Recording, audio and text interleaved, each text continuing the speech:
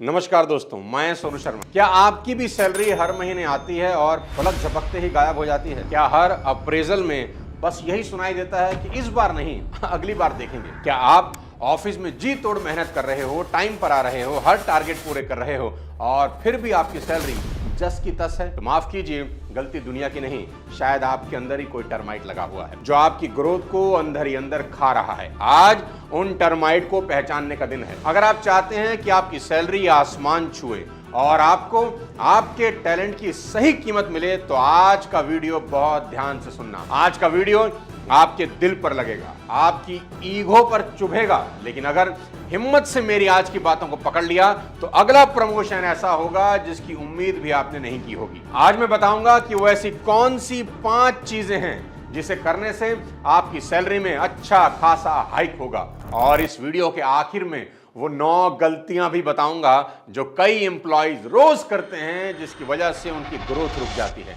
इसलिए इस वीडियो को आखिरी तक जरूर देखिए।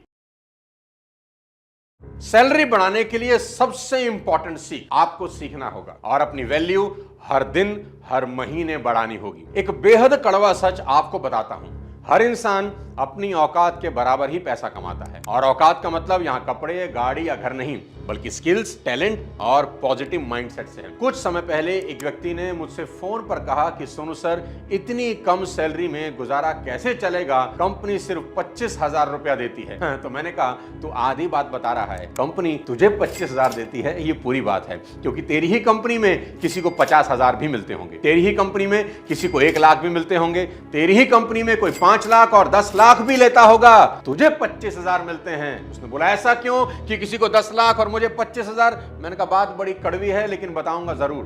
बोला, बताओ। तू 25,000 की वैल्यू का आदमी है और वो 10 लाख की वैल्यू का आदमी है जिसे 10 लाख मिलते हैं। कमाई कैसे बढ़ेगी? वैल्यू बढ़ाकर। मैंने उससे पूछा कि तूने पिछले 1 साल में क्या नया सीखा? उसने कहा, सीखा नहीं सर, बस काम किया।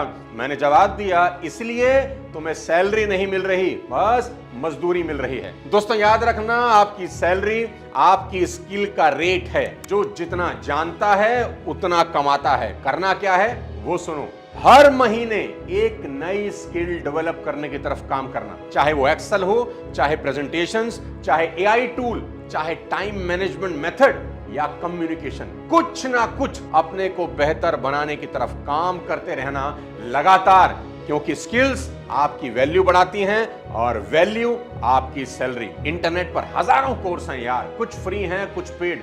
खुद को कहीं ना कहीं रजिस्टर करिए, सीखते रहिए। ये साल खत्म होने में 5 महीने बचे हैं। देखो, इन 5 महीनों में अगर आपने 2 नई स्किल भी सीख ली ना, तो अगले साल आपकी कंपनी में आपकी वैल्यू भी बढ़ेगी और तनख्वाह भी। और अगर तनख्वाह बढ़ाना चाहते हो तो मेरी इस एडवाइस को अच्छे से खोपड़ी में बिठा लो। बॉस के केबिन में घुसकर, सर मेरी सैलरी बढ़ा दो, ये मत बोलना। ये खुद को छोटा करने जैसा है, ये तरीका नहीं, बहुत बड़ी गलती है। बॉस सैलरी तब देता है जब उसे लगता है कि आप डिजर्व करते हो, ना कि तब जब आप रोते हो। तो फिर करना क्या है वो सुनो। अपने बॉस या एम्प्लॉयर के साथ हमेशा ही डेटा के साथ बात करो। उन्हें अपनी परफॉर्मेंस बताओ कि मैंने पिछले 6 महीने में 3 नए प्रोजेक्ट लीड किए, 2 में आपकी कॉस्ट बचाई, 1 में रेवेन्यू बढ़ाया और आज हमारा क्लाइंट रिटेंशन 90% हो गया। ये 8-10 काम वो भी किए मैंने जो काफी समय से रुके हुए थे और कोई ध्यान नहीं दे रहा था। उन्हें कहो, ये मेरा काम है, ये मेरे अचीवमेंट्स हैं। अगर आप मुझे मेरी फेयर वैल्यू देंगे तो मैं और भी बड़ी जिम्मेदारियां उठाने को तैयार हूं और अपनी इस कंपनी को नई ऊंचाई तक ले जाने के लिए जान लगा दूंगा। उन्हें विश्वास दिलाओ कि मैं इस कंपनी में सिर्फ ड्यूटी पूरी करने नहीं आया, अपनी जिम्मेदारियां बढ़ाने आया हूं। याद रखना दोस्त, जब आप परफॉर्म करके कुछ बड़ी जिम्मेदारियां मांगते हैं ना, तो सैलरी बढ़ने के रास्ते खुद ब खुद खुल जाते हैं। बिना परफॉर्मेंस दिए सैलरी मांगना खुद की भी इंसल्ट करना है और अपने बॉस की भी। और दोस्तों एक बात मेरी और याद रखना, अगर सैलरी कम भी है तब भी कुछ पैसों को सेव करने की आदत जरूर डालना। सैलरी चाहे 10,000 हो या 1 लाख, अगर आप जीरो इन्वेस्ट करते हैं तो आपकी फाइनेंशियल जिंदगी जीरो रहेगी। और एक सोच जिसने मिडिल क्लास को गरीबी में डुबो दिया वो ये है कि जब सैलरी ज्यादा होगी ना तब इन्वेस्टमेंट करेंगे, तो भूल जाइए, क्योंकि इन्वेस्टमेंट पहले आता है और ग्रोथ उसके बाद। फालतू के खर्चों से खुद को बचाना और उन पैसों को सीधा एफडी कर देना,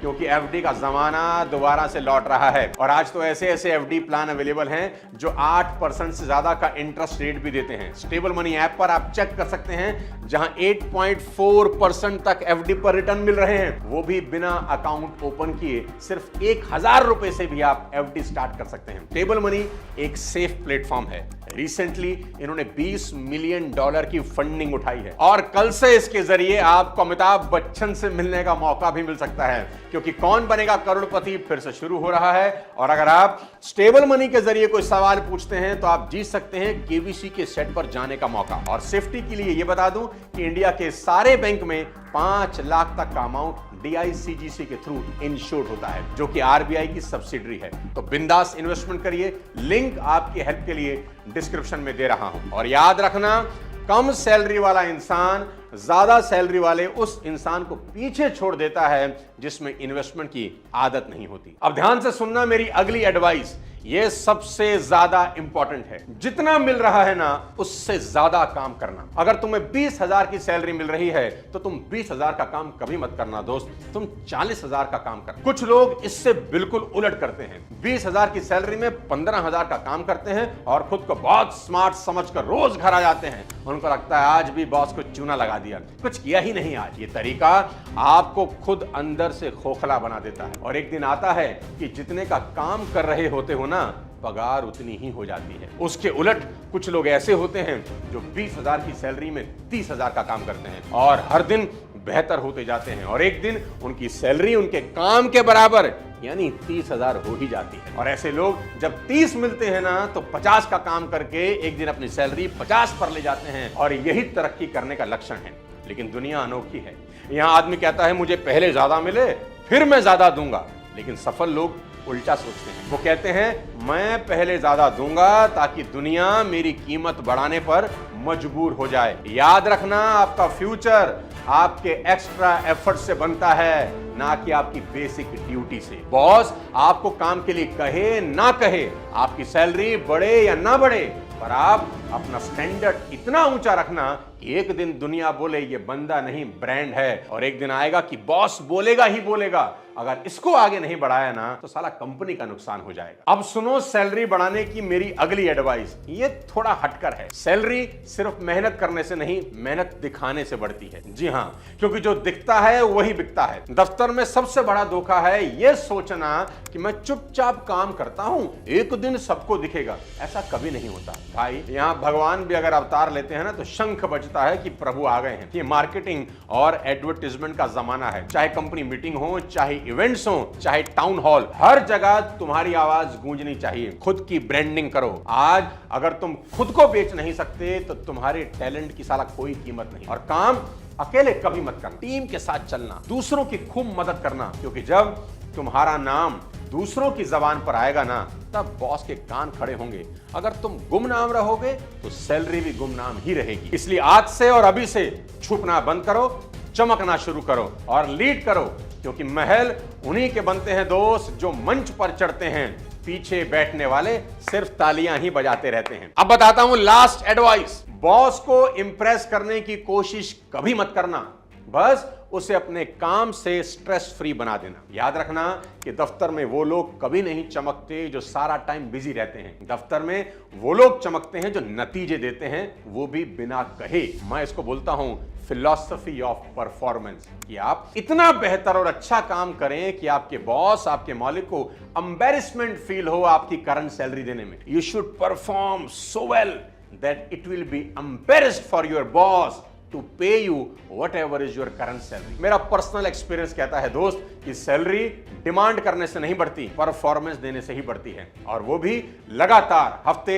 महीने और साल। देखो, अगर तुम ऑफिस में वो इंसान हो ना जिसे देखकर बॉस की सिरदर्दी बढ़ती है तो भूल जाओ सैलरी हाइक। लेकिन अगर तुम वो इंसान बन गए जिसकी सिर्फ मौजूदगी ही आपके बॉस के लिए आराम है, तो तुम्हें सिर्फ सैलरी ही नहीं, जिम्मेदारी, इज्जत और मकाम भी मिलेगा। क्योंकि नौकरी में असली चमक अटेंडेंस से नहीं, परफॉर्मेंस से आती है। और किसी भी ऑर्गेनाइजेशन को परफॉर्मेंस ही चाहिए, आपकी अटेंडेंस नहीं। तुम अपने ऑफिस के लिए मजबूरी नहीं, जरूरी होने चाहिए। इंदिरा गांधी ने कहा था कि इस दुनिया में दो तरह के लोग होते हैं, एक परफॉर्म करने वाले और दूसरे क्रेडिट लेने वाले। तुम पहले वाले बनना, क्योंकि वहां कंपटीशन ना के बराबर है। दोस्तों, आपको आगे बढ़ाना मेरा हमेशा से मोटिव रहा है। उम्मीद करता हूं ये पांचों बातें आप अगले 5 महीने में जरूर इंप्लीमेंट करेंगे। अब वीडियो के आखिरी पार्ट में मैं वो गलतियां बताने जा रहा हूं जो एज अ एम्प्लॉय आपको कभी नहीं करनी चाहिए। सबसे पहले, नेगेटिव एटीट्यूड और कंप्लेनिंग नेचर। जो इंसान बार बार शिकायत ही करता रहता है, अपनी टोन में नकारात्मकता रखता है, ये आदतें ऑफिस के अंदर उसकी इमेज को खराब कर देती हैं। भले ही आप टेक्निकली कितने ही स्ट्रांग क्यों ना हो, आपकी वैल्यू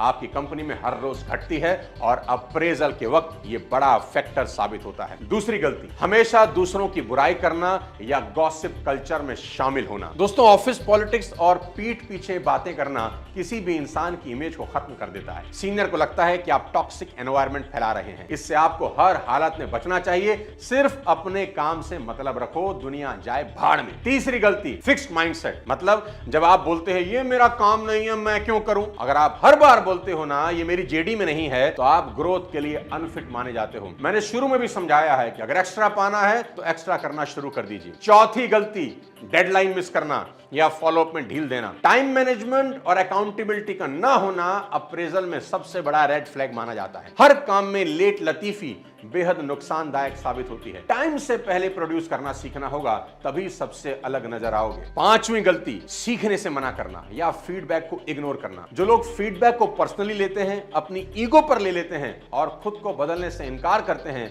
उन्हें लीडरशिप रोल्स कभी नहीं मिलते। याद रखना कि किसी भी सजेशंस को कभी कंप्लेंट नहीं मानना चाहिए। छठी गलती, सिर्फ खुद की तारीफ करना, टीम को भूल जाना। मैंने किया, ये मेरे कारण हुआ, मैं ही मैं हूं। इस एटीट्यूड से आप अकेले पड़ जाते हैं। अप्रेजल टीम वर्क और कोलैबोरेशन पर भी टिका होता है। अगर आप हर गलती का ठीकरा किसी और के सर पर फोड़ते हैं और हर सक्सेस का क्रेडिट खुद लेते हैं, तो धीरे धीरे आप पर ट्रस्ट खत्म हो जाता है। प्रमोशन एक इनाम नहीं, वो भरोसे की रसीद है मेरे दोस्त। और अगर आप भरोसे लायक नहीं बन पाए तो कितनी भी परफॉर्मेंस हो, रिवॉर्ड कभी नहीं मिलेगा। सातवीं गलती, इमोशनल इंस्टेबिलिटी। जल्दी गुस्सा आ जाना या बात बात पर रूठ जाना। ऑफिस में जो लोग छोटी छोटी बातों पर भड़क जाते हैं ना, रोते हैं या रिजाइन की धमकी देते हैं, उन पर कोई भरोसा नहीं करता। ऑफिस में मैच्योरिटी आपको दिखानी पड़ती है। आठवीं और सबसे खतरनाक गलती, कंपनी कल्चर में ढलने से इनकार करना। देखो, हर कंपनी में एक वाइब होती है। अगर आप खुद को अलग थलग रखते हैं तो सीनियर आपको फिट नहीं मानते। आपको कंपनी के सिस्टम में जेल होना ही आना चाहिए। मैं चाहे ये करूं, मैं चाहे वो करूं, मेरी मर्जी, ये सब नहीं चलता। अलाइनमेंट किसी भी ऑफिस ग्रोथ की सबसे बड़ी नीड है। नौवीं और आखिरी गलती बताता हूं, ऑफिस एथिक्स का उल्लंघन कर डाला। लेट आना, बार बार छुट्टी लेना, काम के समय सोशल मीडिया में लगे रहना, व्हाट्सएप देखते रहना, इंस्टाग्राम देखते रहना, ये सब आपके प्रोफेशनल कैरेक्टर को गिरा देता है। काम के वक्त सिर्फ काम करना और ऑफिस को मंदिर ही मानना मेरे दोस्त, क्योंकि मंदिर में भगवान से कुछ मांगने ही जाते हो और आपका ऑफिस आपको वो सब देता है जो मांगने आप मंदिर जाते हो। इसलिए अपने वर्क प्लेस की बहुत इज्जत करना। दोस्तों, अब आप दो रास्ते पर खड़े हो। एक रास्ता जो आपको वहीं ले जाएगा जहां आप हर साल जाते हो, बिना हाइक, बिना पहचान, सिर्फ फ्रस्ट्रेशन के साथ। और दूसरा रास्ता जहां आप अपनी गलती पकड़ते हो, आदतें बदलते हो और खुद को उस इंसान में बदलते हो जो सैलरी नहीं, अपनी काबिलियत की कीमत तय करता है। तो आज एक वादा करो, अब मैं सिर्फ काम नहीं करूंगा, मैं असर छोड़ूंगा, ऐसा बोल दो। मैं सिर्फ नौकरी नहीं करूंगा, मैं अपनी औकात साबित करूंगा। प्रमोशन मांगूंगा नहीं, खुद को उस लायक बना दूंगा कि कंपनी बोले अगर इसे नहीं बढ़ाया तो नुकसान अपना है। अगर ये वीडियो आपकी रगों में कुछ भी हिला गया हो तो कमेंट में सिर्फ एक लाइन लिखो, अब मैं रुकूंगा नहीं। और हाँ, ये वीडियो उन सब के साथ शेयर करो जो आज भी अपनी वर्थ से कम में जी रहे हैं, क्योंकि याद रखना, जो अपनी वैल्यू खुद नहीं पहचानता, दुनिया उसे सिर्फ एम्प्लॉय आईडी मानती है। अगले किसी और वीडियो के साथ जल्द आपसे मुलाकात करता हूं। तब तक अपने स्वास्थ्य का ध्यान रखिए। थैंक यू सो मच और बढ़ते रहिए।